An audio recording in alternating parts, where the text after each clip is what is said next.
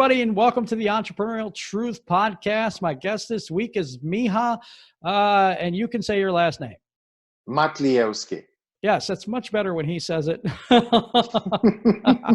Miha is a business coach who's forged his approach to helping entrepreneurs and business executives by using monumental personal failures and eventual redemption to help to get others where they need to go and find their personal success and fulfillment. I really appreciate you being on the show. Welcome to the show, Miha. Well, thank you for having me. It's a pleasure to be here. Where are you from, sir? So I'm from a small little country in Eastern Europe that's called Slovenia. Slovenia. See, I had messed it up with Slovakia in the beginning here. I tell everybody what I do wrong. It's no big deal. That's cool. That's cool. So, this is before the failure, I guess. I'm going to ask you what lit the fire for you to want to become an entrepreneur in the first place? Oh, I mean, nothing. It was really like my uncle was an entrepreneur.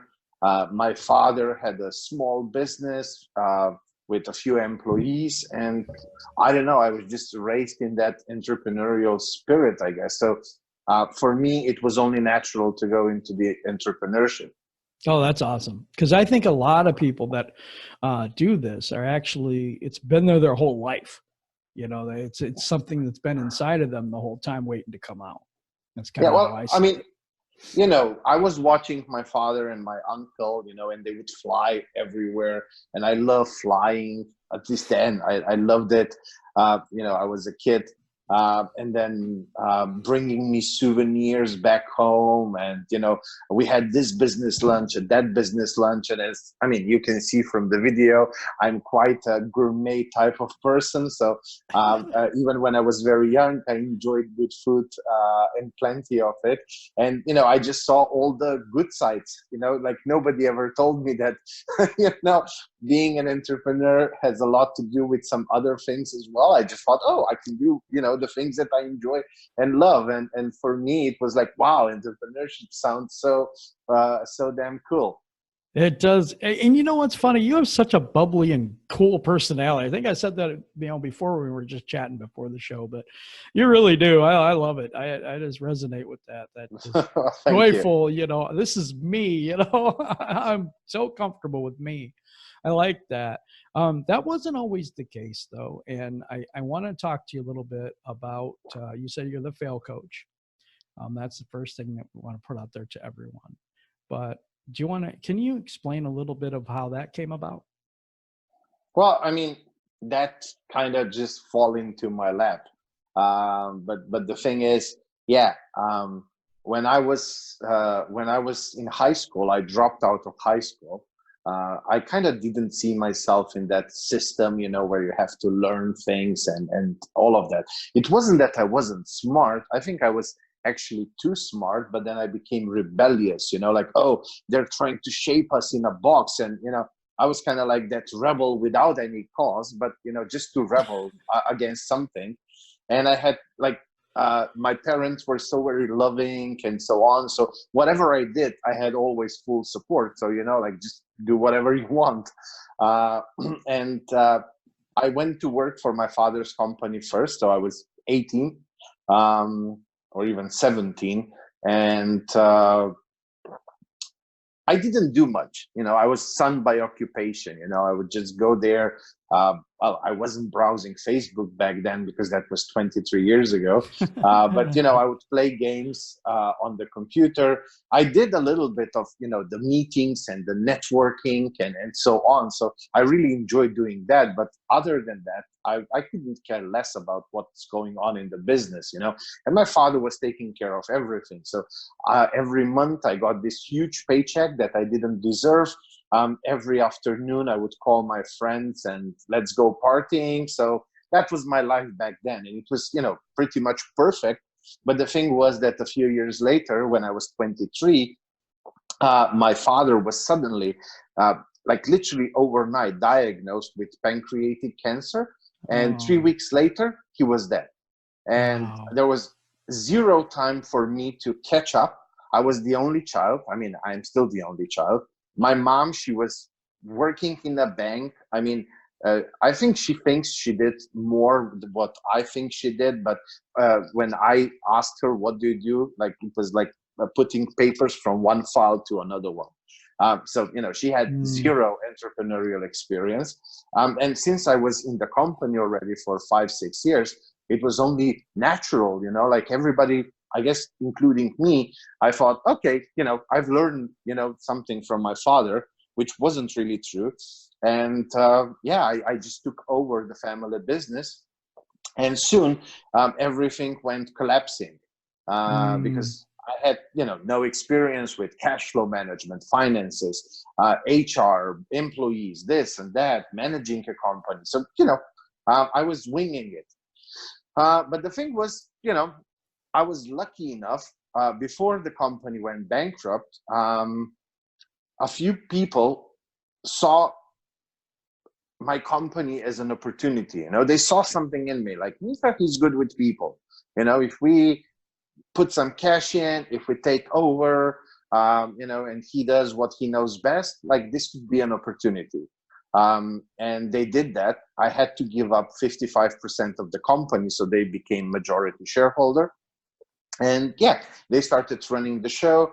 I was just on the road every day, visiting clients, prospects, and so on. And very, very quickly, things started to pick up, like, hugely. And I think every year we would make 150, 200% more in the revenue as compared to the last year. So it was really doing great. And, my life was back to normal, back to great. Restaurants, hotels, money, I was 20 something, I mean, what can you expect? So suddenly I was back to normal, and I was always, seeing a lot of opportunities everywhere I would go. And so, I had ideas what businesses to start. And since I lost my majority share, I said, well, I'm not going to bring that into that company. I'm going to do it on my own, I started one, second, third, fourth, fifth company, and they were all doing amazing. So my view back then was, I'm so amazing. Like, I'm the king Midas, whatever I touch turns into gold. Well, the thing was that the whole economy was booming. That was before the crash. Like, now looking back, I can't recollect any company going bankrupt at that time. So I scaled or grew that businesses to 7, 8 figures. But one thing that I didn't do was lay down any foundation. And so my businesses were like those houses from the Three Little Pigs, but they were all that first house made out of hay or whatever it was made out of. Straw. And straw, yeah. And so when the financial crisis came, so it started in 2008 in the US, and then in 2009 that came to Europe, and then it took a little bit more time to come to Eastern Europe. So it was at the end of 2009, but it was like that wolf coming, and all my houses gone. It was like a domino effect. And the thing was, one of my businesses was in real estate. Prices of real estate dropped significantly. I was in the middle of building a huge real estate project, many tens of millions of dollars. And the bank said, oh, we are not going to keep financing this because, you won't be able to sell for more than you're building. The price will actually be lower. So the sooner we get out, the lesser minus we will have. And they took all the money because all my other companies were co-signing. I was co-signing that project and so on. So they just took everything they could. And that happened overnight as well. It was Monday, 7th of December, 2009. And that's when I got the call. We are out, and next day, empty. All my bank accounts, everything was empty. Because in Europe, I don't know if you have that in the US, but in Europe, there are certain financial instruments that you pre-sign. And so if something like this happens, they don't need any of your approval anymore. The bank just sent that paper to all other banks, and bam, just all the money was immediately transferred. And so the money the bank got most of the money back, and that was done. But what happened was that in all my other businesses, I wasn't able to give paychecks. I wasn't able to pay suppliers, taxes, all of that, because they drained all my money away. Oh my God.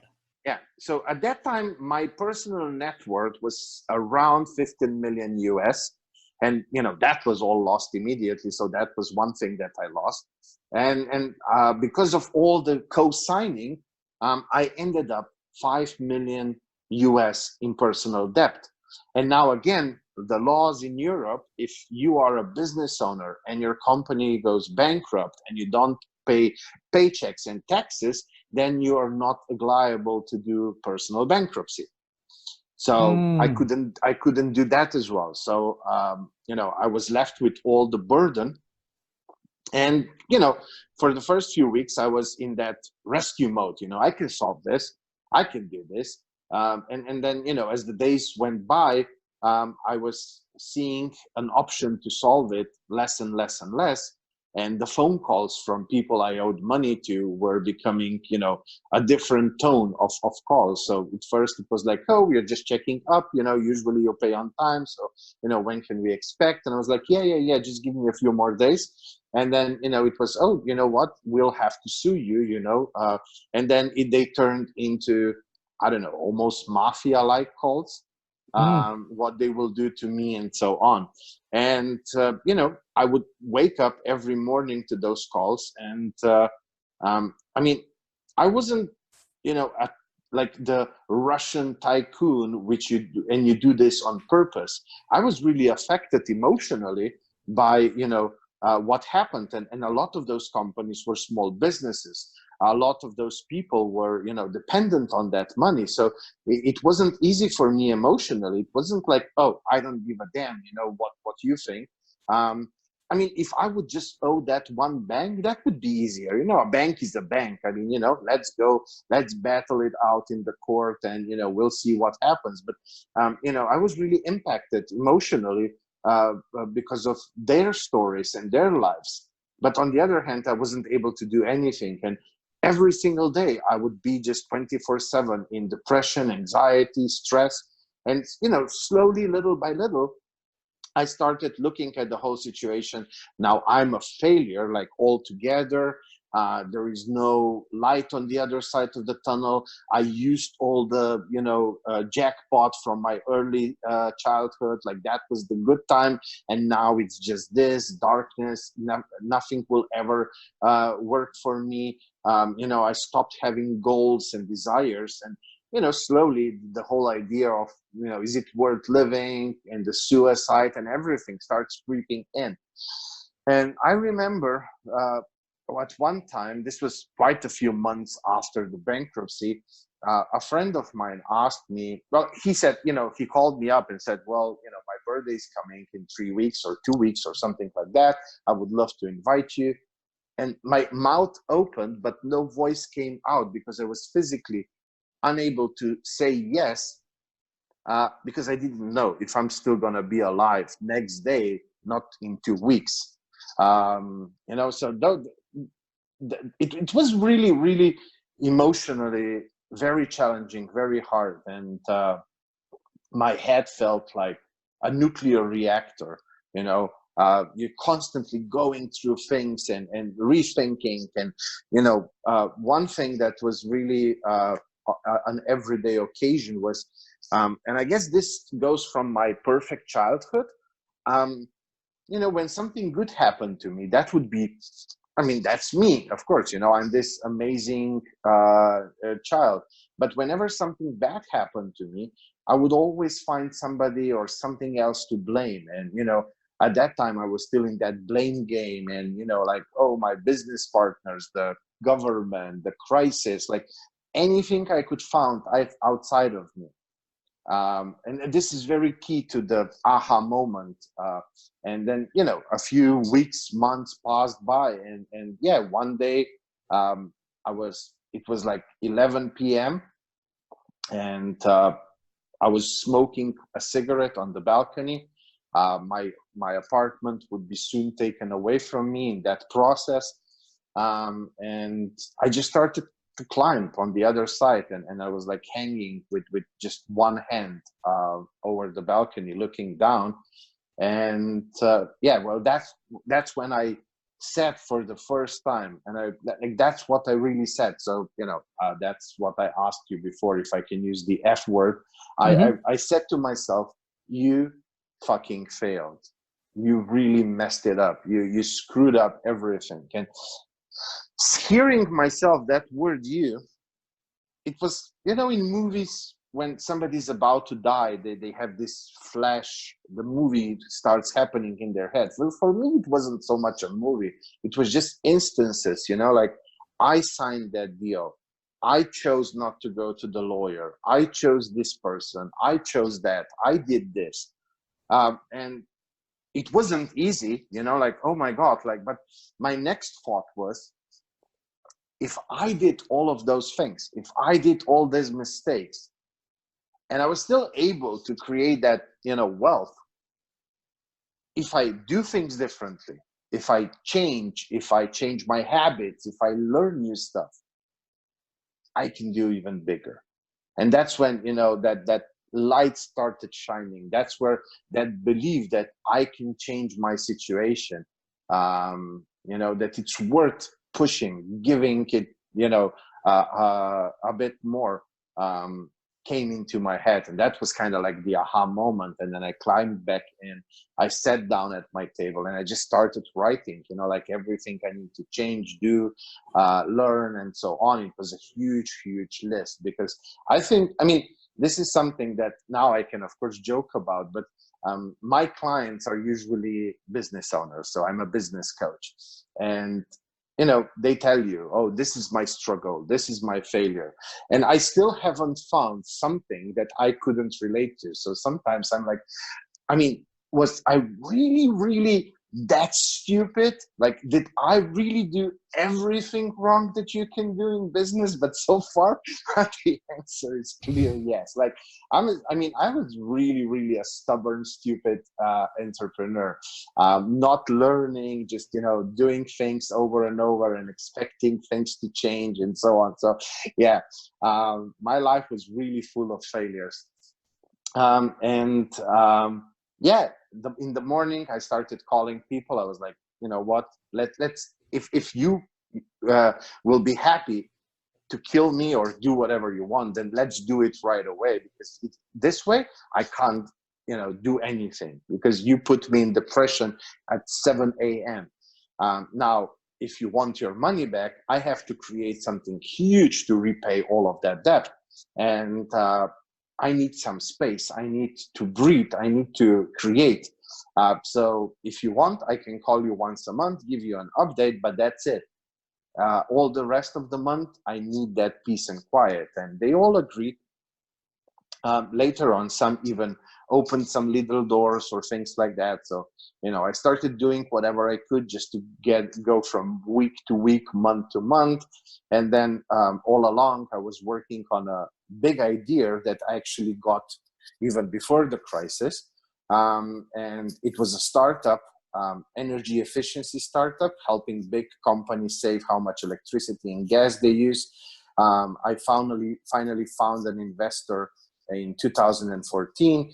I did a whole lot of pitching in between, a whole lot of learning and all of that. But then I did things differently. I laid down all the foundation, processes, KPIs, benchmarking, business intelligence, brand story, HR, like all of it.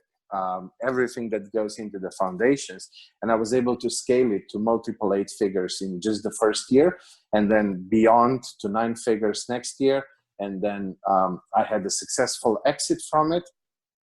And I was able to repay all my past debts, which by that time accumulated to almost 7 million, interest and lawsuits and all of that combined. And I went on a little bit of vacation. And when I came back, I was like, what do I do now? And some investors would call me and they said like, oh, Miha, whatever you come up with, we want to be there with you. Just let us know, whatever you need, we'll be there. And I was like, okay.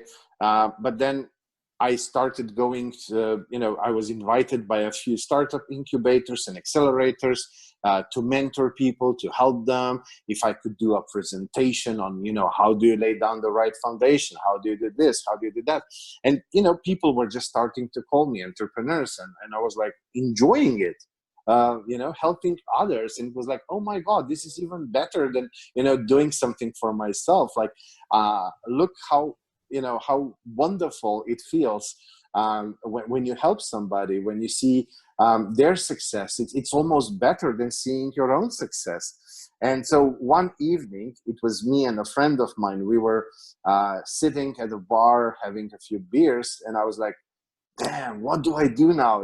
Like, everybody's expecting me to start something and, to scale it, to create a unicorn or something like that. Like, and he said, like, but why would you, like, just go with what you love doing, and you obviously love this. Why wouldn't you just do that? Like, just travel around the world and help entrepreneurs. I was like, you know what? You are correct. And then a few more beers later, we were already playing with the idea, like, how do I name this? How do we create a brand? Like, what the brand should be? And again, this guy said, everything that you talk about is how having healthy emotional relationship with failure is super key. How you have to look at failure differently is very important for the success.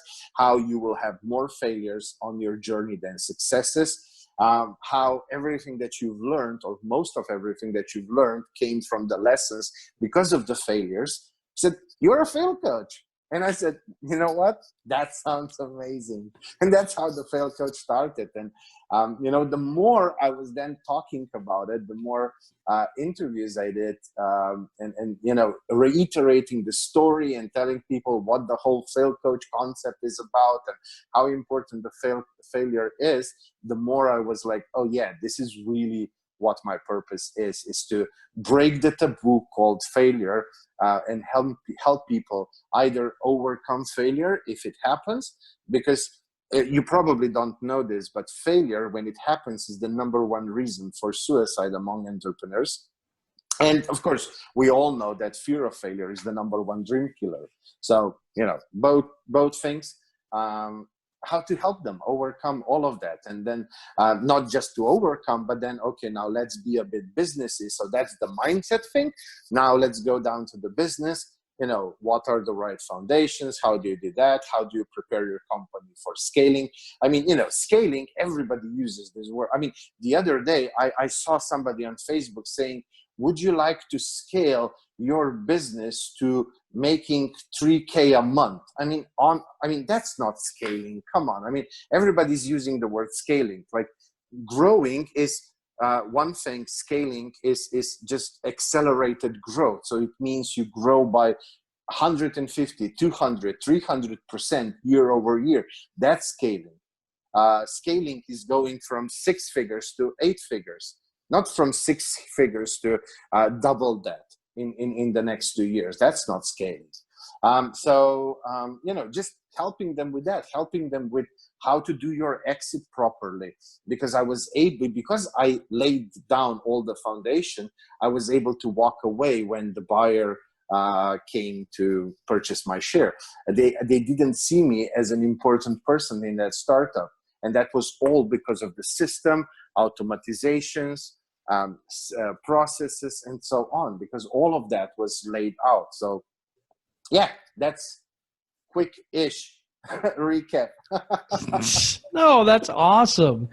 It's amazing that you came from so far back, having so much, coming from losing everything. And I mean, overnight, in a day, going from having all this money to doing whatever you want to do, pretty much whenever you want to do it, to just nothing. Just one thing. Most of the time, I explain how I lost everything business-wise and monetary. I also got divorced. Friends that I thought were my friends when I had a lot ended up, being not so friendly anymore. They wouldn't pick up my phone again. So it wasn't just the money. It wasn't just the businesses that I lost. Like, it felt like I'm all alone in the whole world with my mom and maybe 2 or 3 friends, and that was it. So I really lost everything. I mean, most of the time, this podcast are for entrepreneurs, and that's why we focus on the businesses and the money. But there was more to that. Like, I really lost everything, and many times when I talk, especially with entrepreneurs who are at 8, 9, 10 figures, who really went through the trenches, who experienced a lot of failures themselves, but maybe not to the magnitude as mine was. They all tell me, like, I don't know anybody else that survived something like this. And they say, like, if it was me, I don't know if I would be able to pick myself up. I don't know how I was able to do that. I mean, in all honesty, I still don't know how I achieved all of that, because I don't know. I just guess that I'm a fighter. I honestly, I still, to this day, I don't know how I was able to live with all of that, with all that burden, everything, to survive, to reinvent myself, and to be able to thrive in the end. And now, I mean, it was like maybe 2 or 3 years ago. I remember I was driving the car. It was a long ride here in Europe.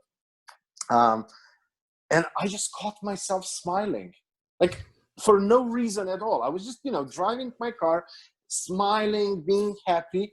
And I recognized that. And I was like, oh my God. Like, and I remember I was thinking, like, please don't let this just be a dream, and I will wake up and it will be that, and I'm just dreaming this. Because it's still sometimes hard for me to believe how wonderful, how full, how successful, how rich, not rich in money. I have way less than I had, back then before the failures.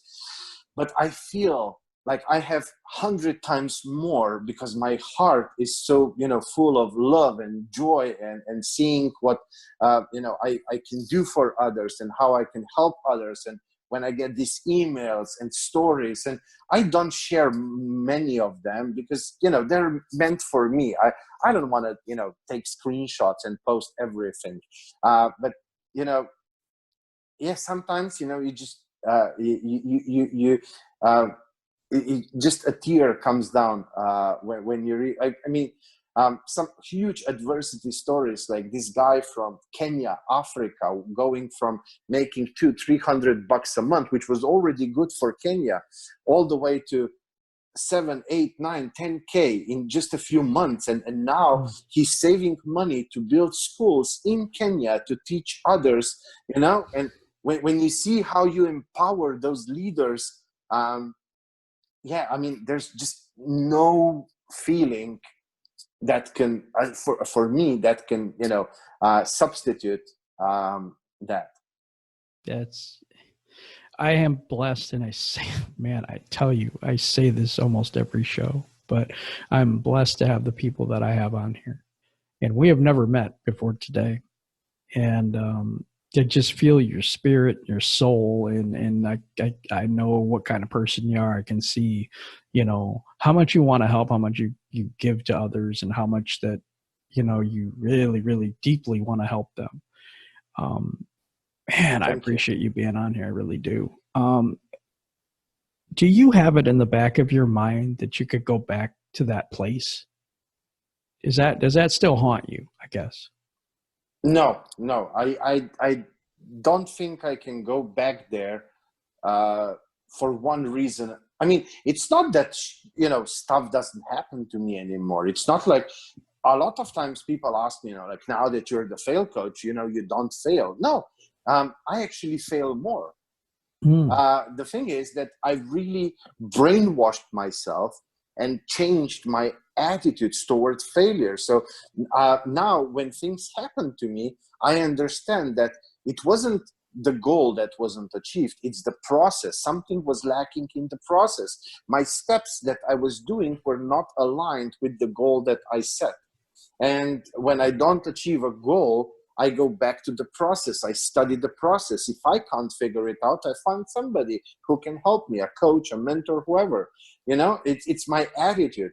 And maybe you'll remember I said, I want to be the person who broke the taboo called failure. I mean, probably I won't achieve that in my lifetime, but you know, I want to be that generator, that first momentum before the hockey stick happens.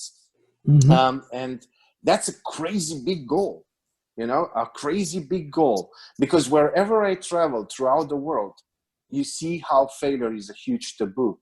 And how much it still impacts lives. Yes, we're talking a little bit about failure, but I think everything is way too superficial. And when the big failures happen, it's still that people have big problems with it. And so if I want to achieve something like that, I need to constantly push myself way out of my comfort zone. And that's where the failure happens, when you're doing things for the first, second, third time.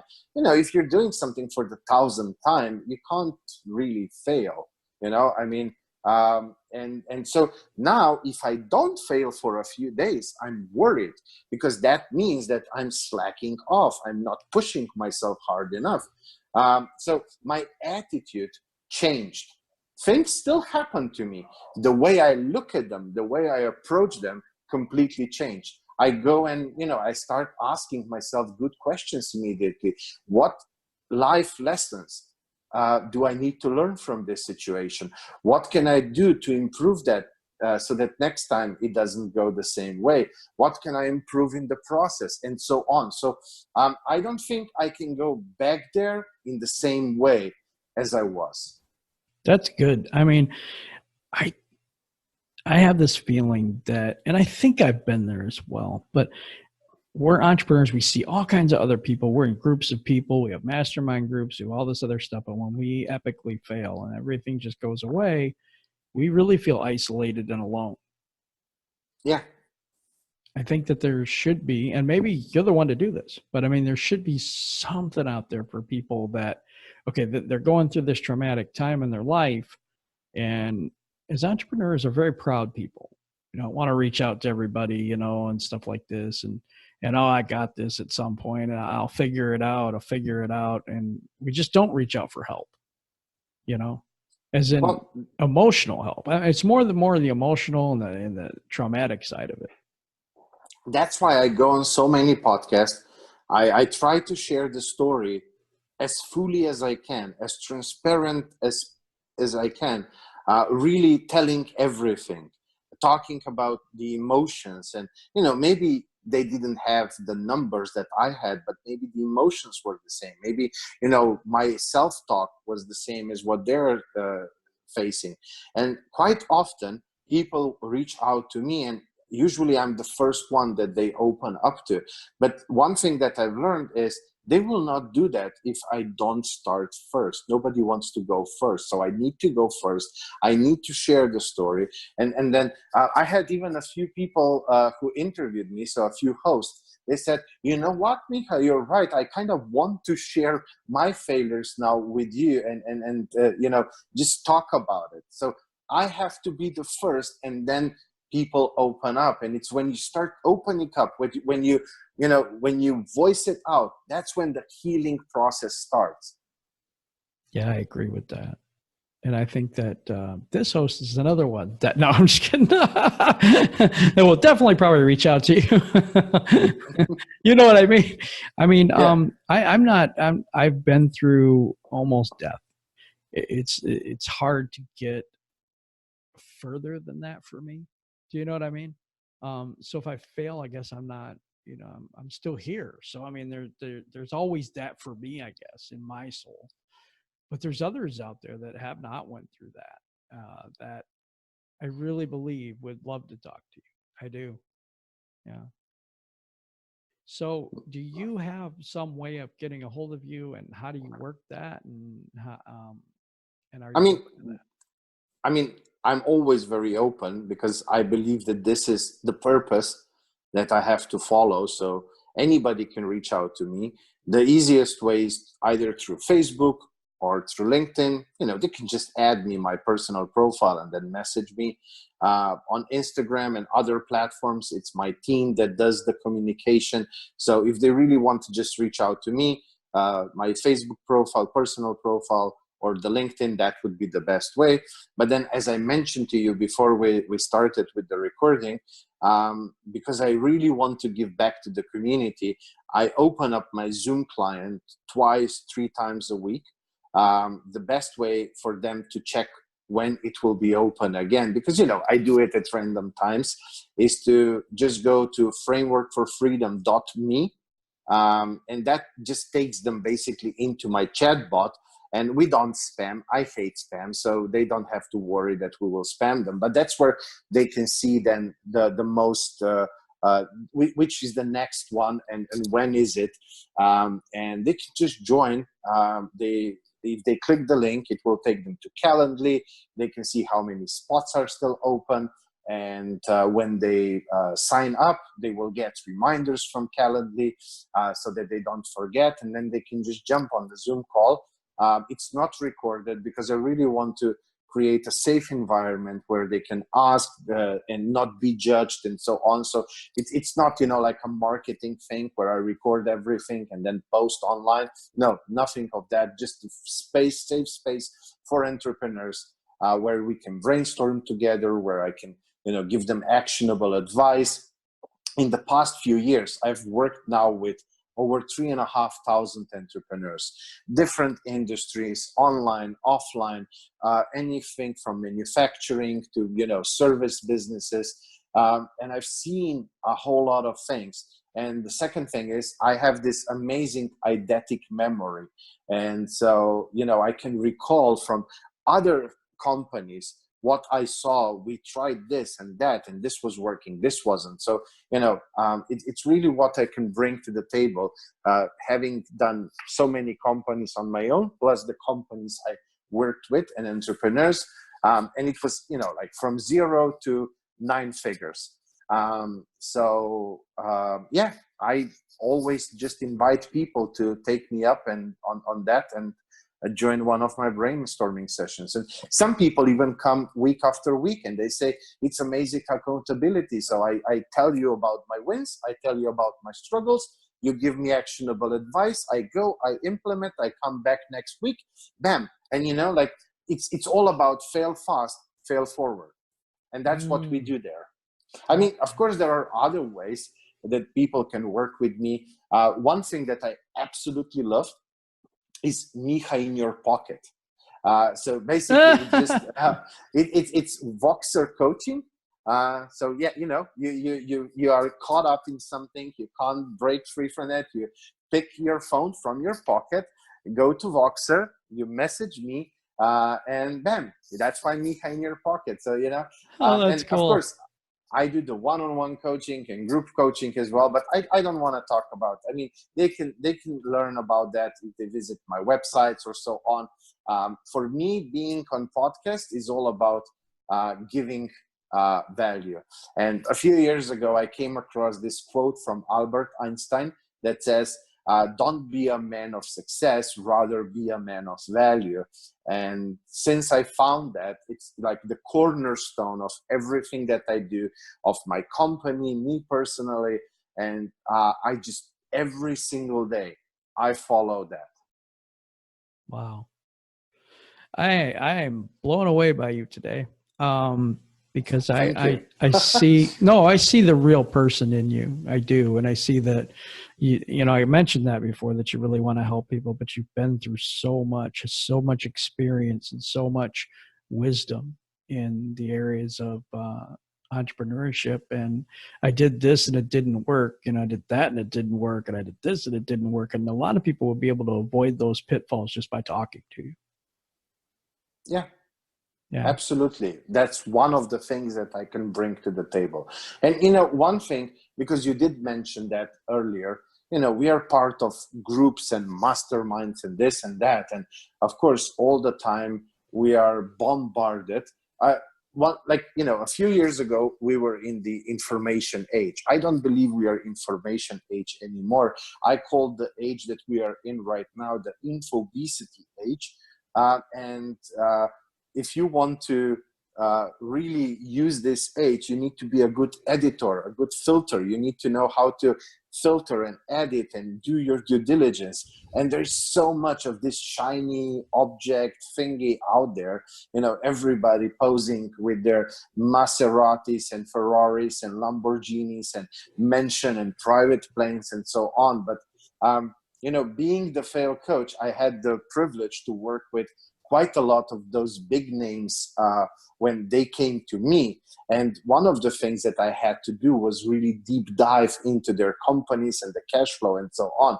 And let me tell you one thing, it's not as shiny as they are, making us see. So for anybody out there, any entrepreneur looking at others, yes, some are really making big things, and yes, some are really successful, but a lot of that is also fake it till you make it. So for me, when I'm choosing coaches and mentors for myself, I don't want somebody who's just success. Why? Because every entrepreneur in this world knows that that's not possible.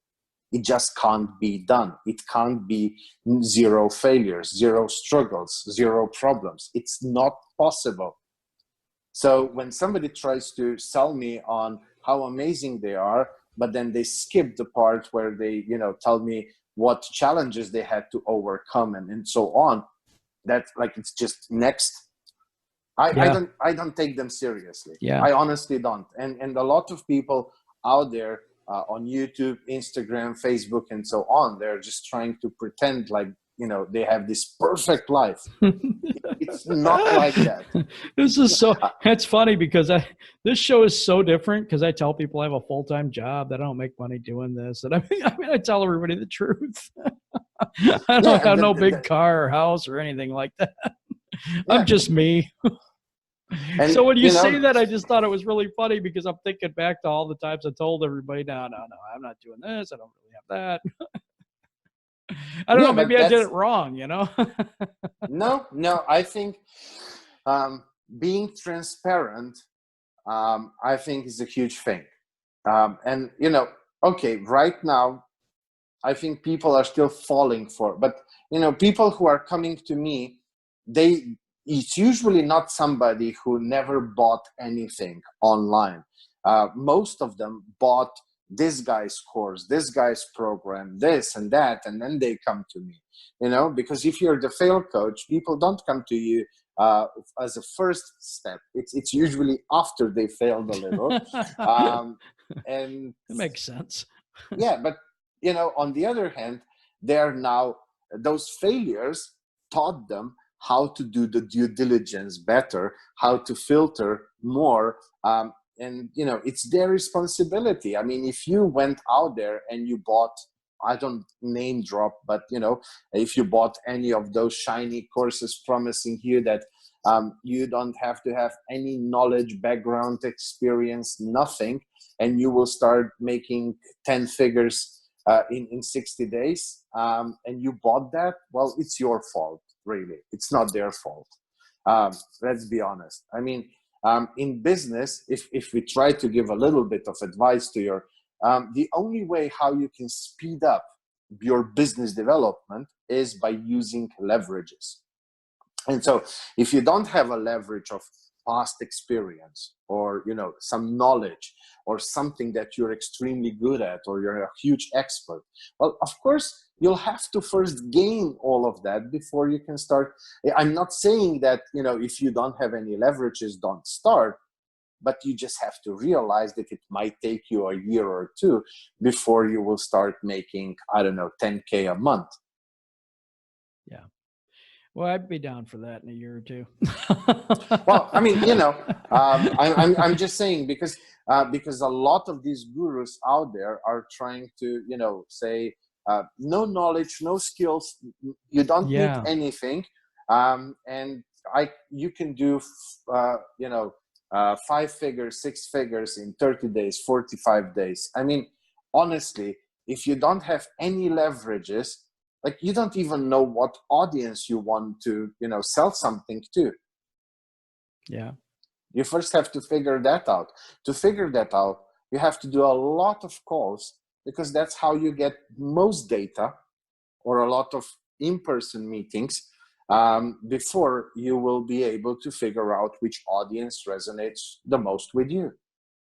That's amazing. I'm more, I guess I'm just more of the heart-based person. I want to put things out there to help people. I want to put things out there to just to do, I'm not going to say public service. I guess it might be the wrong word, but it's kind of like that right now. And I don't mind it. I'm happy with what I do. But that's cool. That's cool. Well, one of my students, she just finished her university. She's very passionate about one topic, and she had very little leverages. And so she decided to start a podcast and interview people from that field. And luckily, she has a job, so she can support herself. So she's doing this, on the side. And even before she made her 20th episode, she already got a sponsor sponsoring one episode for $500. Not a big thing, but it was a first thing. And I told her, you have the privilege to do this, and to start gaining leverages. You'll think about monetization later. I mean, there's plenty of things how you can monetize. Once your podcast will be, a more brand and known, maybe you'll have a team who will help you edit and post and this and that, and you can offer, done for you podcasting to others who want to start podcasts, but they don't have the resources to invest into, one thing is to record an interview. Another thing is edit and prepare social media posts and this and that. I mean, it takes quite a lot of time if you really want to do it correctly. So maybe you'll have a team, and you can then offer part of that team to an outside client, just like an agency. Another way is, of course, you can find more sponsors. Another way is you can teach podcasting, after, you make something out of it, and so on. So just, right now you have the privilege to just do this because you love it, have fun with it, enjoy it, and, just create an audience. Once you have an audience, then there's plenty of opportunities. Just all you have to do is just listen to your audience. What do they need? What do they struggle with? What do they desire? And then just think how I can bridge the gap. Can I do it by myself? Is there any service or product that I can offer them? Or maybe I can just partner with somebody who can help these people and just, get the commission from it. Nothing bad with that as well. So there's plenty of ways what you can do later on, but it all starts with, if you don't have an audience, well, none of those business models will work because you have nobody who will actually give you the credit card. Yeah, exactly. Yeah. You have good advice. You've been through so much, built so many different things that you can see opportunity whatever someone is doing. You can look at that thing and say, okay, I can see this, and this, and people don't see. They might not even see what you're looking at. You know what I mean? Yeah, but it's just, I was just talking about this a few days ago with a friend of mine. And yeah, he doesn't see opportunities as well. And I was like, you can do this. And he said, like, how do you come up with all of that? I said, I walk around the world with an open eyes. I'm not just focused on me in my head, thinking me. I actually look around. I said, just going from my home to the city center, I already figured out 10 different things that I could offer to this taxi service here locally, to make the user experience better and different and to make life easier for them. And I just started telling him like all the ideas I just got from that one taxi ride. It's being open, looking outwards, not being just obsessed with yourself and your life. I mean, it's all about that. Yeah. And I love what we've been talking about today. This has been an excellent show, and I really appreciate you being on here. Is there anything you want to leave everybody with before we go? Well, I would say two things. So the number one thing is failure is imminent. It's just like like three things are certain in life, I think. One is we will all die. The next one is we all have to pay taxes. And the third one is if you do something, you know, and you are an entrepreneur, you are doing something, you're pushing yourself out there, you will fail. That's just the reality of it. And so having healthy emotional relationship with failure is super important, because it will enable you to really bounce back immediately and just try the next thing and the next thing and the next thing. And that's how you reach success. It's all about, you know, trying a lot of things, seeing what works and what doesn't, and then you just keep doing what works. You stop doing what doesn't, you add more things that work, and bam, success is there. So it's really very simple. And the healthier your relationship with failure is, the better. And the faster you will be able to do to achieve success. And then the second one is, let's say probably next year, well, this year, we are doing this on the 1st of January of 2020. This is going to air later, but yeah, this is the 1st of January. I know. So the thing is, maybe this year, maybe next year, but we are probably very close to the next financial crisis or next crisis, whatever it will be. And I think it will be even bigger or more impactful than the last one, because in this 10 years, 12 years since the last one, a lot of things have changed. The world is more globalized, the world is more connected. So the impact will be, I think, bigger and more worldwide. And, you know, don't be a fool. Right now, yes, we are riding the wave of good economy, and it's easy to make money. It's easy to be successful without really having the right foundation there. But, you know, don't count on that. Don't get cocky as I was. You know, lay down the right foundations for your business. Make that house that's made out of brick, not the one made out of straws. So those are the two things: healthy emotional relationship with failure, and foundations. Wow. Like I said, such a good show today. Appreciate you being on, Miha. I also want you to, everybody that's listening, hit the subscribe button and the little bell thing. And the link for Miha's website will be below. So I want you to click that and go to that. And everybody have a wonderful day.